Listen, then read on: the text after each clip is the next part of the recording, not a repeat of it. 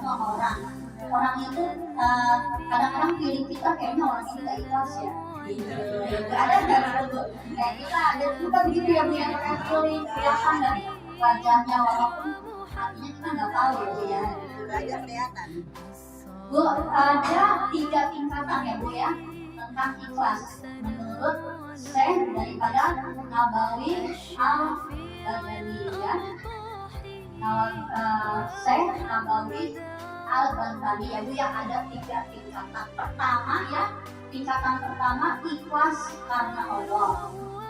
Nah, kalau ikhlas karena Allah, kita melakukan suatu perbuatan ikhlasnya semata-mata mencari ridho Allah, nggak ada embel-embelnya. Saya mau nikah karena ridho Allah, nggak melihat dia kaya miskin ya Bu ya. Gitu. Ada nggak Bu ibu yang begitu? Susah ya Bu ya? Ya susah. Itu kan tingkatannya imannya tinggi Bu. Ya mungkin kita belum sampai, masih butuh proses ya Bu ya.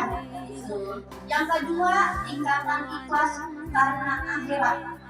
Misalnya nih ibu ngaji pengen dapat apa?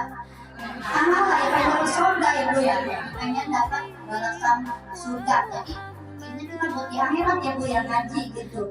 Jadi kita ini ikhlasnya tingkat yang kedua Bu, pengen dapat balasan di akhirat masuk surga gitu ya Bu ya.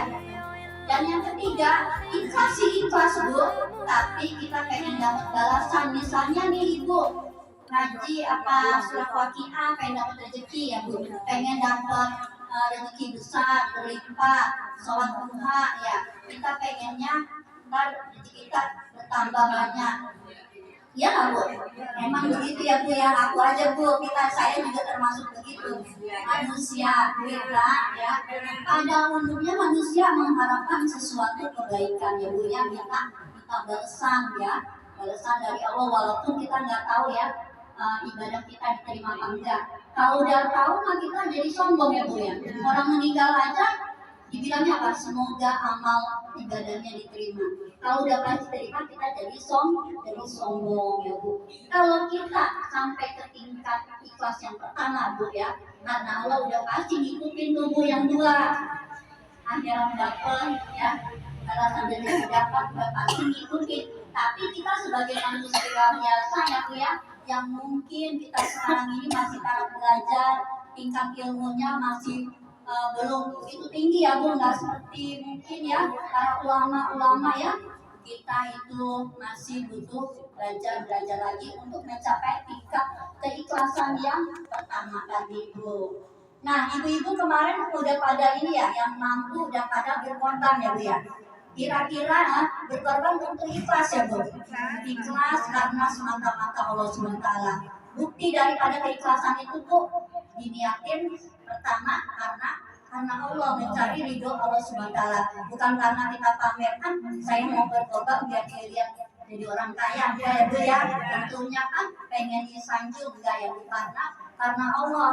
Dan itu diniatin ya, saya yang berkorban karena Allah Ta'ala. Juga waktu pas motong itu ya Bu ya, dikasihnya ke menghadap ke kambing itu ya, yang untuk kurban itu, binatang kurban itu menghadap kiblat ya, menghadap kiblat dan membaca bismillah dan takbir. Kenapa Bu baca takbir? Ya, pada saat Ismail diletakkan gitu ya Bu ya, waktu disembelih itu kan diganti tuh sama domba ya, sama ibas ya. Pas mau di ini ya Bu ya, di mau disembelih ternyata diganti sama ibas ya.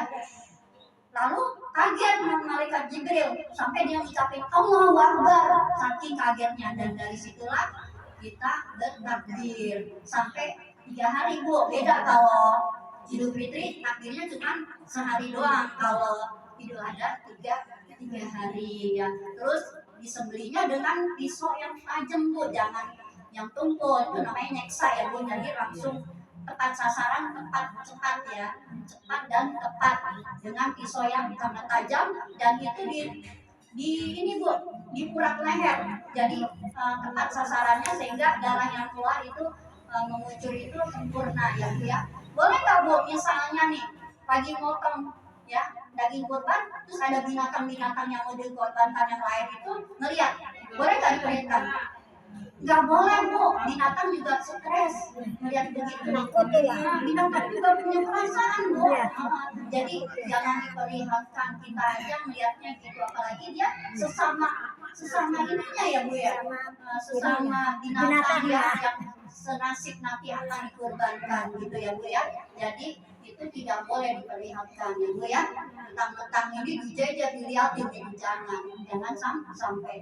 Lalu kita ikhlas Bu, daging yang dikurbankan itu dibagi-bagi ya, sepertiga dibagi kepada orang yang berkurban ya, dan sepertiga lagi dibagi kepada kerabat ya, atau tetangga. Misalkan orang kaya, tetangganya nggak apa-apa Bu ya, itu dibagi nggak apa-apa gitu ya. Dan yang ketiga yang berhak adalah fakir miskin. Dan alangkah baiknya kalau kita misalkan udah ya, sering makan daging, bosan ya Bu ya, kalau orang yang ini jarang-jarang makan daging, dikasih sama fakir miskin gitu ya, nggak apa-apa, itu lebih baik ya Bu ya.